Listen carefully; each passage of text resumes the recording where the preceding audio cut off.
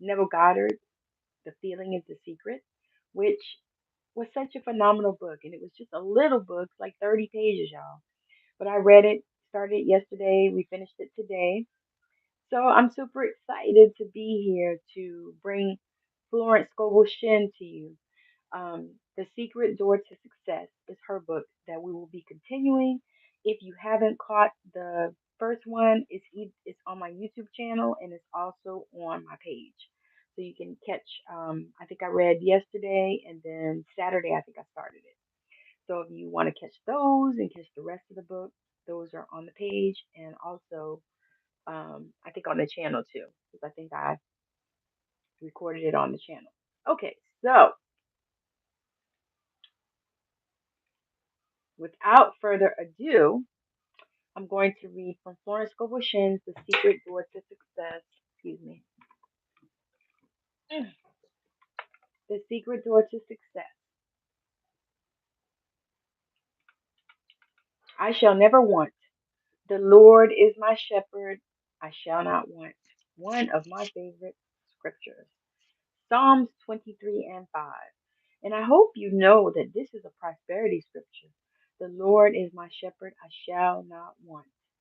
Because if the Lord is your shepherd and the Lord lives within you, then you don't have any reason to want anything because you have everything. Because God is in you. God in you as you. Abundance in you as you. Hope in you as you. The 23rd Psalm is the best known of all Psalms. We might say that it is the keynote to the message of the Psalm of the Bible. It tells man he shall never want when he has the realization or conviction that the Lord is his shepherd. The realization that infinite intelligence supplies every need. If you get this conviction today, every need will be met now and forevermore. So let's say this again. If it tells man he shall never want when he has realization or conviction that the Lord is his shepherd, the realization that infinite intelligence supplies every need. If you get this conviction today, every need will be met now and forevermore. You will draw instantly from the abundance of the spheres whatever you desire or require. For what you need is already on your pathway. A woman suddenly had the realization, the Lord is my shepherd. I shall never want. She seemed to be touching her invisible supply. She felt outside of time and space. She no longer relied on the external. Her first demonstration was a small but necessary one. She needed at once some large paper clips but had no time to go to a stationer's to buy them. In looking for something else, she opened a little used chest and in it she found about a dozen large paper clips. She felt that the law was working and gave thanks. Then some needed money appeared. Things large and small came her way. Since then she has relied upon the statement, the Lord is my shepherd, I shall never want. I say that like a prayer, y'all, honestly, because that's what I feel like it is. The Lord is my shepherd, I shall never want. We used to hear people say, I do not think it is right to ask God for money or things. They did not realize that this creative principle is within each man, the Father within. True spirituality is proving God as your supply daily, not just once in a while. Jesus Christ knew this law, for whatever he desired or required appeared immediately on his pathway. The loaves and fishes and money from the fish's mouth. With this realization, all hoarding and saving would disappear. This does not mean that you should not have a big bank account and investments, but it does mean that you should not depend upon them. For if you had a loss in one direction, you would have a gain in another. Always your barns would be full and your cups flow over. Now, how does one make this contact with his invisible supply? By taking a statement of truth which clicks and gives him realization. This is not open to a chosen few. Whosoever calleth on the name of the Lord shall be delivered. The Lord is your shepherd and my shepherd and everybody's shepherd. God is a supreme intelligence devoted to supplying man's needs.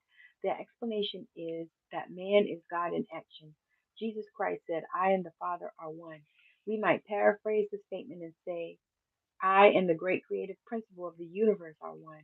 Man only lacks when he loses his contact with this creative principle, which must be fully trusted, for it is pure intelligence and knows the way of fulfillment. The reasoning mind and personal will cause a short circuit. Trust in me, and I will bring it to pass. Most people are filled with apprehension and dread when there is nothing to cling to on the external. A woman came to a practitioner and said, I'm only a poor little woman with no one but God back of me. The practitioner said, You need not worry if you have God back of you, for all that the kingdom affords is yours. A woman called me on the phone and said, almost in tears, I'm so worried about the business situation. I replied, The situation with God remains the same. The Lord is your shepherd. You shall not want. If one door shuts, another door opens.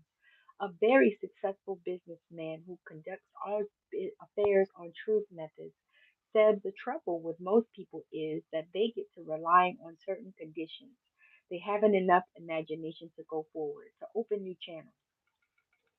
Nearly every big success is built upon a failure. I was told that Edgar Bergen lost his part in a Broadway production because they did not want any more dummies. Noel Coward got him on the Rudy Valley radio hour, and he and Charlie McCarthy became famous overnight. I told a story at one of my meetings of a man who was so poor and discouraged that he ended it all. A few days later came a letter notifying him that he had inherited a large fortune. A man in the meeting said, That means when you want to be dead, your demonstration is 3 days off. Yes, do not be fooled by the darkness before the dawn. It is a good thing to see the dawn once in a while to convince you how unfailing it is. It reminds me of an experience of several years ago. I had a friend who lived in Brooklyn near Prospect Park. She liked to do unusual things and said to me, Come to visit me and we'll get up early and see the sunrise in Prospect Park. At first I refused and then came the hunch that it would be an interesting experience. It was in the summer. We got up about 4 o'clock. My friend, her little daughter, and myself. It was pitch dark, but we sallied forth down the street to the entrance of the park. Some policemen eyed us curiously, but my friend said to them with dignity, We are going to see the sunrise, and it seemed to satisfy them. We walked through the park to the beautiful rose garden. A faint pink streak appeared in the east, and then suddenly we heard a most tremendous uproar. We were near the zoo, and all the animals were greeting the dawn. The lions and tigers roared, the hyenas laughed. There were shrieks and howls. Every animal had something to say, for a new day was at hand. It was indeed most inspiring. The light slanted through the trees. Everything had an unearthly aspect. Then, as it grew lighter, our shadows were in front instead of behind us. The dawn of a new day. This is the wonderful dawn which comes to each of us after some darkness. Your dawn of success, happiness, and abundance is sure to come. Every day is important, for we read in the wonderful Sanskrit poem, Look well, therefore, to this day. Such is the salutation of the dawn. This day the Lord is your shepherd. This day you shall not want, as you and this great creative principle are one and the same. The 34th Psalm is also a psalm of security. It starts with a blessing for the Lord. I will bless the Lord at all times. His praise shall continually be in my mouth. They that seek the Lord shall not want any good thing. Seeking the Lord means that man must make the first move. Draw near to me, and I will draw near to thee, saith the Lord. I used to know this song, and I was looking for it. I found it on a one of those CDs that you buy, like in Barnes and Noble, and or Books a Million, one of those. And so I bought this CD, and it was a CD of basically prayers. And so that was one of the songs that was in it. They used to sing, Draw near to God, draw near to God, and He will draw near to you. And so that was one of the songs that I used to carry in my heart because I knew that as long as you stay near to God, then God is near to you. Now, at that time, I didn't realize, or I wasn't really in that knowledge that, God lives inside of us anyway. So definitely, as long as we draw near to Him, He's going to draw near to us, but He's already inside of us. So really, that's one of those limiting beliefs that we have to get rid of. One of those things that we need to unlearn in this society because there's so much craziness that happens and so many things that we believe that make no damn sense. You seek the Lord by making your affirmation, expecting and preparing for your good. If you ask for success and prepare for failure, you will receive the thing that you have prepared for. I tell in my book, The Game of Life and How to Play It, of a man who asked me to speak the word to all his debts be wiped out. After the treatment, he said, now I'm thinking of what I'll say to the people when I haven't the money to pay them. A treatment won't help you if you haven't faith in it. For faith in expectancy impress the subconscious mind with the picture of fulfillment. In the 23rd Psalm, we read, He restoreth my soul. Your soul is your subconscious mind and must be restored with the right ideas. Whatever you feel deeply is impressed upon the subconscious and manifests in your affairs. If you are convinced that you are a failure, you will be a failure until you impress the subconscious with the conviction you are a success. This is done by making an affirmation which clicks. A friend in a meeting said that I had given her the statement as she was leaving the room. The ground you are on is harvest ground. Things with her have been dull, but this statement clicked. Harvest ground rang in her ears. Good things immediately commenced to come to her in happy surprises. The reason it is necessary to make an affirmation is because repetition impresses the subconscious. You cannot control your thoughts at first, but you can control your words. And Jesus Christ said, by your words you are justified, and by your words you are condemned. Yes, that is another one of my favorites. By your words you are justified, and by your words you are condemned. So really, if you think about that scripture, death and life is in the power of the tongue. Then this goes right with it. So you can either decide whether or not you're going to speak death over yourself, or if you're going to speak life. You can speak death over your finances, or you're going to speak life. Are you going to speak healing over your body, or are you going to speak death? Are you going to speak sickness? What do you want to do? What is your desire? So every day choose the right words, the right thoughts. The imaging faculty is the creative faculty. Out of the imaginations of the heart comes the issues of life. We all have a bank we can draw upon, the bank of imagination. Let us imagine ourselves rich, well, and happy. Woo! Let's do that right now. Take a deep breath, then blow it out. And see, feel, or imagine yourself rich, well, and happy. What does that feel like to you? What does it look like to you? What does it smell like? For me, it smells amazing, like roses all over. It feels like I don't have no anxiety and no stress, and I am just living my life happy and feeling good. No sickness, no dis-ease, no stress, no anxiety, no depression, none of that. That's what it feels like to me. What does it feel like to you? Let us imagine ourselves rich, well, and happy. Imagine all our affairs in divine order, but lead the way of fulfillment to infinite intelligence. He has weapons ye know not of. He has channels which surprise you. One of the most important passages in the 23rd Psalm is, Thou preparest a table before me in the presence of mine enemies. This means that even in the presence of the enemy situation brought on by your doubts, fears, or resentments, a way out is prepared for you. The Lord is my shepherd. I shall never want. You might want to take that as an affirmation for yourself. The Lord is my shepherd. I shall never want for any good or beneficial thing. I'm adding that. So look with wonder. I will remember the works of the Lord. Surely I will remember thy wonders of old. Psalm 77 and 11. The words wonder and wonderful are used many times in the Bible. In the dictionary, the word wonder is defined as a cause for surprise, astonishment, a miracle, or marvel. Alspency, in his book Tertium Organum, calls the fourth dimensional world the world of the wondrous. He has figured out mathematically that there is a realm where all conditions are perfect. Jesus Christ called it the kingdom. We might say, Seek ye first the world of the wondrous, and all things shall be added unto you. It can only be reached through a state of consciousness. Jesus Christ said, To enter the kingdom, we must become as a little child. Children are continually in a state of joy and wonder. The future holds promises of mysterious good. Anything can happen overnight. Robert Louis Stevenson in A Child's Garden of Verses says, The world is so full of a number of things.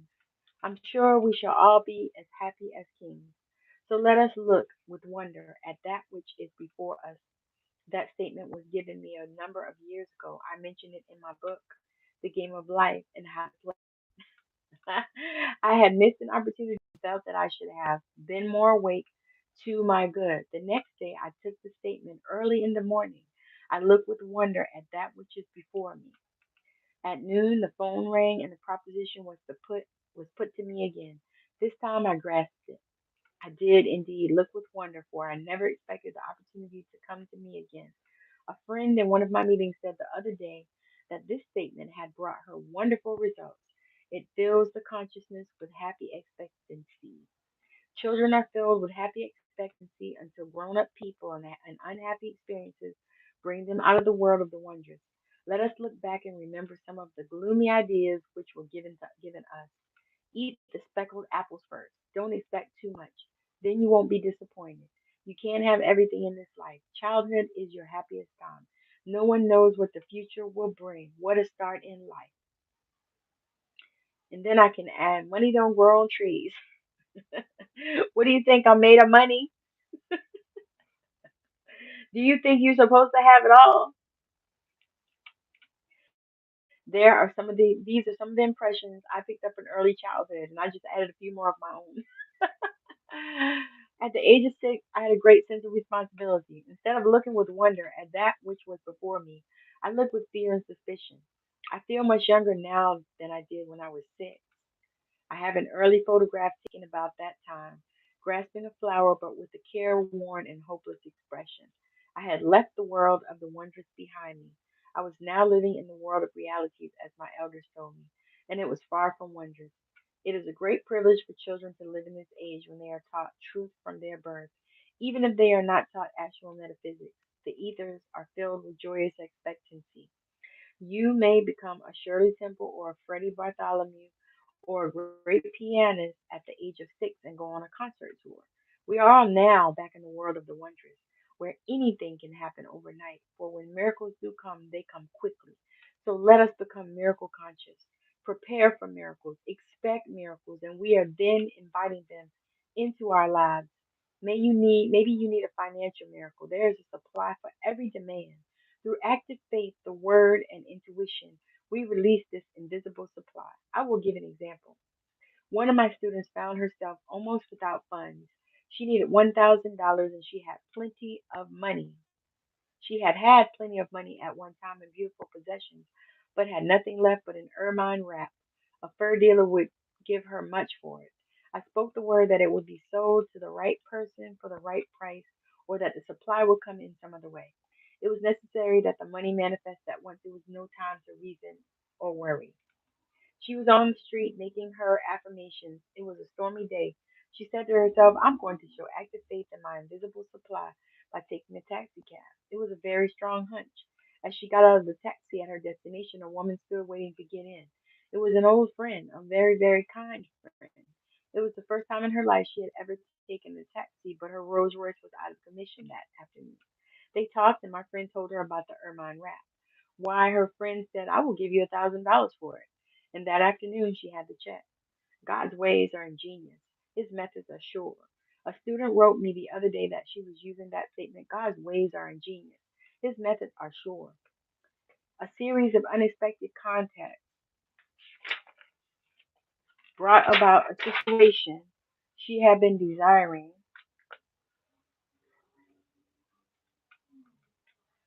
She looked with wonder at the working of the laws and said, God's ways are ingenious. Because I want to write that down. His methods are sure.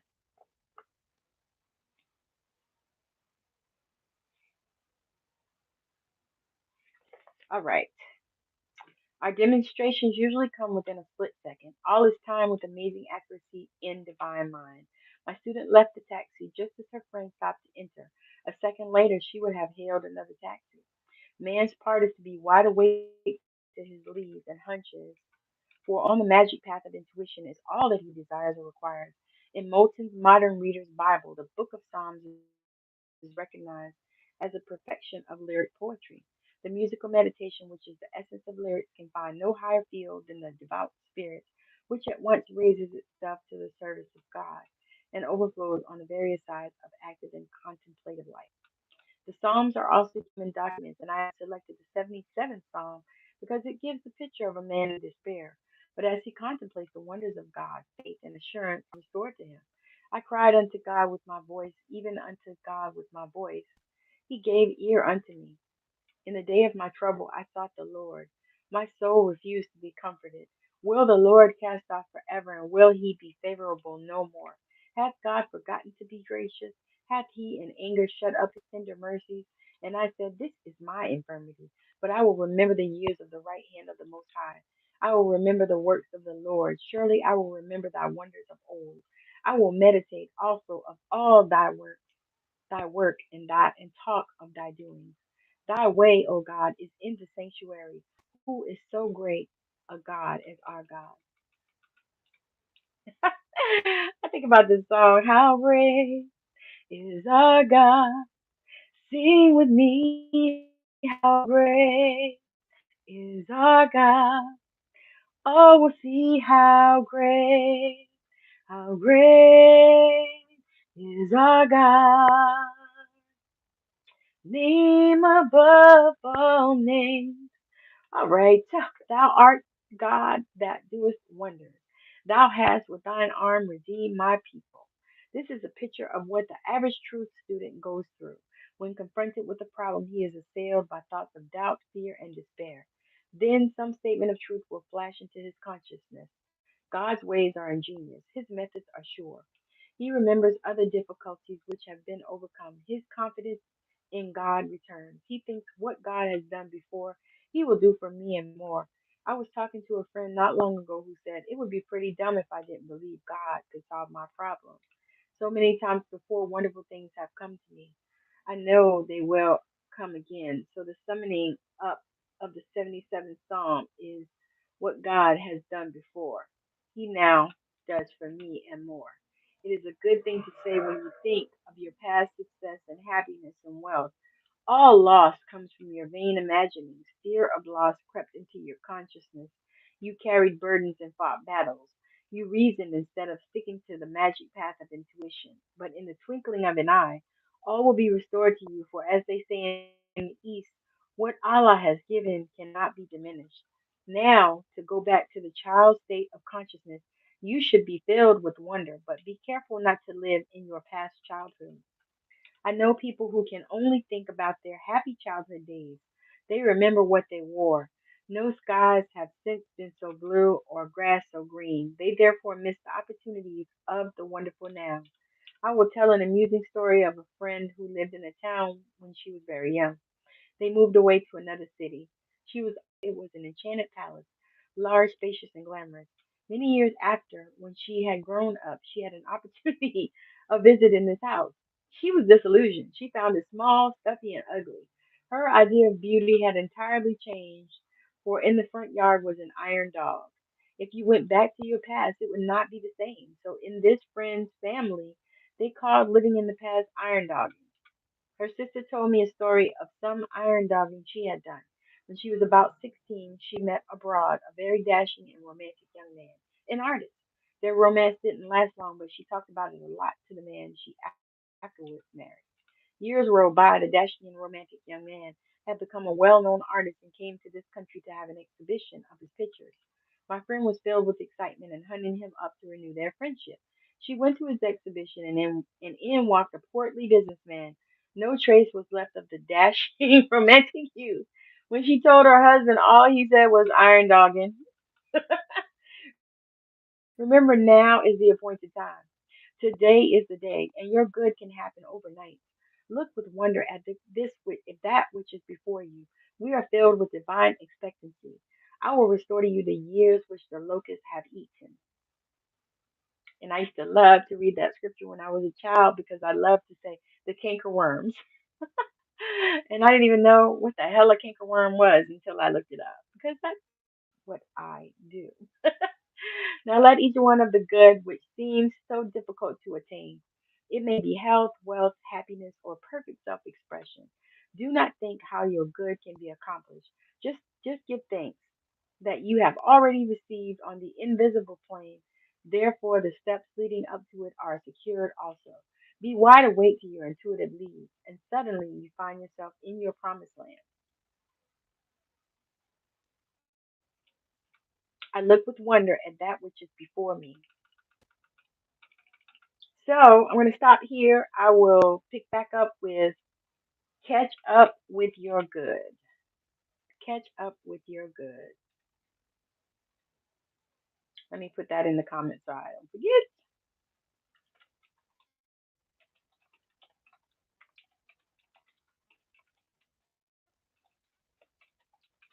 Let me see what page it is. 83.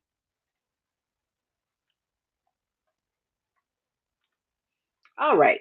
So I'm going to leave it there. Thank you so much for joining me and hanging out and listening to me read Florence Scovel Shinn's The Secret Door to Success. This has been fabulous. It always is. I try really hard to keep these videos 30 minutes or less so that they're digestible. So this one looks like it fits the bill. We're at 20. We'll be at probably 27 minutes when I'm done. But thank you so much for joining me. It's been a blast. I have always had fun doing this. And reading that book is so good. I loved it. So we're almost done with that one. When I read tomorrow, we'll probably finish that one up. So again, thank you for hanging out with me. It's been a blast. I have loved reading these books. They've been so good and they've helped me so much. My takeaway from this one is God's ways are ingenious. His methods are sure. That was my takeaway because it seems like this is a place where when we get secure in God's word and we get secure in knowing that God is in us as us, we get secure in that, then we know that God's ways are ingenious and his methods are sure, his wonders to perform. So that was one of the things that was my biggest takeaway here is that once we get to that place, once we put ourselves in that place of success and the things that we desire, then all we really have to do is just wait for the wondrous things to happen and begin to have a feeling of expectancy. Expectancy that these things are going to happen. They're going to manifest and begin to leave the iron dog in alone. Put the past behind you because just because you did something in the past, and this happens for so many of my business owners, because you tried to start a business in the past. Maybe you saw yourself as a business owner and you were like me. You were always having some kind of little business, something. You're always doing something. I sold jewelry, which I still make. I still sell sometimes, but that was something that I focused on. I sold jewelry. I'm a writer, so I wrote poetry and put it on pretty paper. This was years ago. I put it on pretty paper I bought from the stationery store and put it in cute little frames and sold those. So that was one of the other things that I did, little things, side things, businesses. I did Avon. I've done Amway. My family did Shackley and what was the other one? Melaleuca. We've done that. Um, trying to think. I did Herbalife. So many businesses, so many businesses until I got to this place. And so what I decided to do was not to allow any of those things because some of those, I can take as failures. Some of them I just got tired of doing because I am multi passionate. Some of the things, it wasn't really cost productive for me to do. And so, but in so many things, I just really ran out of time, a lot of times because there were times when I worked a lot in my life, like two and three, sometimes four jobs. And so, and then I had my kids too at the time, and then I was still married to my crazy ex. And um, so anyway, so I could actually take those things and say, you know what, I'm not going to do this. I'm not going to do this business at all, even though this is a passion for me. It's a passion to help people on their spiritual journey to get to a place where they are limitless. That is in my passion. And I am super, super excited to be able to do this. And so I could allow all of those things and say, you know what, I failed in the past, or I couldn't get it to cross over, or couldn't get it to connect, or couldn't get it to transform, or couldn't get it to transmute, or whatever words we want to put on it and use. I could say all these things, but instead I say, God's ways are ingenious, his methods are sure. you know, that's what I say instead of all those things. And so I'm sharing this with you so that you can look at your life and see what things that you're saying that are creating your world. Because our worlds are framed and created by the words that we speak. Because we are just like God. God spoke this world into existence. All of us, this world, everything in it, and 6 days. So apparently, we are capable of speaking our world and creating our world into existence. And so, this is why I love sharing these texts, The Secret Door to Success. I just finished reading Neville Goddard's The Feeling is the Secret. So, I love sharing these texts because this shows us, what we need to do in order to become the success in our life because we all want success. You're watching me, you want success in some area of your life, whether it's in, crazy area or whatever, but you want success. If it's your marriage, if it's you want to be a successful mother or you want your kids to be a success, which I would not recommend. I would say that, you just allow them to be. You put success in them and you allow them to be. That is what I would say about that because, you can't control anybody else's will except for in your awareness. Okay, because here's the thing. You can allow people to have free will in your life and in your awareness if you want to and let them come in and do all kinds of shit in your life and have you all discombobulated and all that stuff, or you cannot allow anybody to have free will in your particular awareness. Now they got their own free will, they can do what they want to do as far as them. But as far as you're concerned in your awareness in your life, nobody has fucking free will. Nobody. If is to be done in my life and they're supposed to do it, they're going to do it. That is the thing. And what's wild is I kind of really have always felt this way, but I think I was scared to allow it to come out and allow it to show it. But now, I'm at this place now where I really just don't even care. I know that it's time to show it because it's time for people to show up that need to be empowered in the way that I can help them be empowered, in a way that I can help them live a limitless life, in a way that I can help them to take the limits off and to shift those limiting beliefs and to unlearn all the bullshit that they learned over time, over the years, all the different things. Because, we should learn every day. I do. I try to. That's my goal. Every day to learn something new. We should do that, but many people don't. Many people don't. So, again, I think I'm going to leave it here. Thank you so much for hanging out with me and joining me. It was, of course, a blast for me. I will be back on tomorrow after I get some sleep because I'm looking at myself. I'll be back on tomorrow after I get some sleep. But join me if you are new on your spiritual journey and you want to learn about all of your gifts and chakras, sacred archetypes, DNA activation, um, and we're going to, of course, do healings. We're going to blast limiting beliefs. When you finish, you will feel limitless. And that is what my goal is. And so the name of the program is Limitless, Peeling Back the Layers, and it's 6 weeks. So I'm super excited to start. The investment is $9.97. It is I have a early bird bonus if you sign up by, I'm gonna say, the 30th of July. You'll get $500 off. So your investment would be $497 plus tax. So think about that. Put that in your pipe and smoke it if that's something that you desire. You can also work with me. I also do um, readings.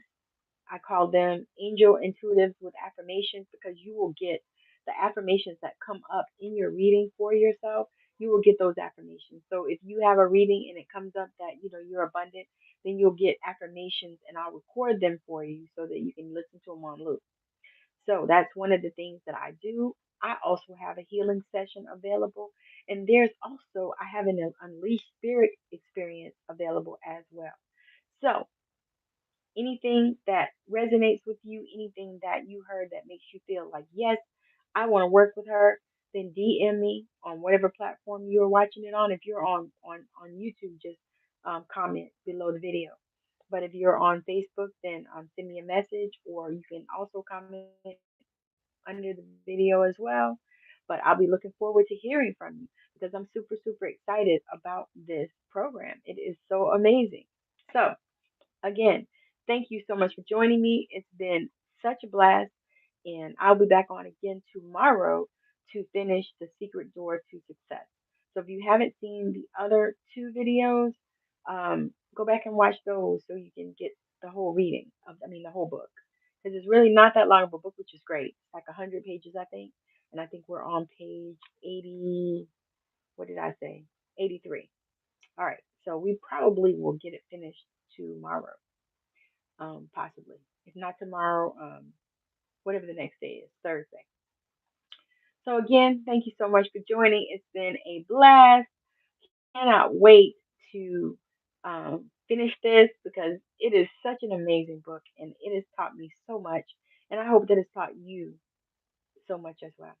So have a wonderful rest of your day, evening, night, or weekend. And I will be in touch. Bye now.